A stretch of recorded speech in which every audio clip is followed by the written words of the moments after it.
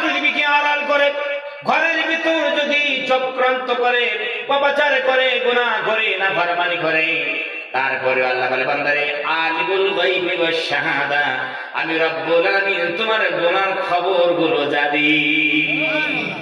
বান্দারে গভীর রজনীতে অন্ধকার রাত্রে ঘরের জানলা দরজা বন্ধ করে গোটা পৃথিবীকে আড়াল করা যেতে পারে, মানুষের চোখ থেকে আড়াল হতে পারে বান্দা, কিন্তু আমি রব্বুল আলামিন এমন তোমার রব, এমন তোমার আল্লাহ, পৃথিবীতে এমন কোনো জিনিস নাই যা দিয়ে আমি আল্লাহ সুবহানাহু ওয়া তাআলাকে আড়াল করতে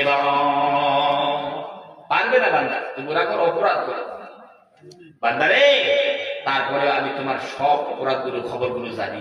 আল্লাহ তাহলে করে এত আমাদেরকে আপনি যে নিয়ামত দিলেন, এখন আমাদেরকে নিয়ামত জিয়ে রেখেছেন কেন, কোন কারণে?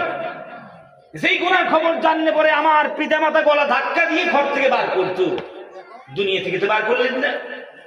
আল্লাহ রাব্বুল আলামিন বলেন বান্দারে একটা কারণে, হুয়ার রহমানুর রহিম, সেটা হলো আল্লাহ রাব্বুল আলামিন নিতান্ত দয়াবান, নিহায়াত রহম করনে ওয়ালা। এই কারণে আল্লাহ রাব্বুল আলামিন তিনি মানুষকে দয়া মায়া করে নিজের রহমত দিয়া আল্লাহ রাব্বুল আলামিন নিয়ামত দিয়া জিয়ে রেখেছেন।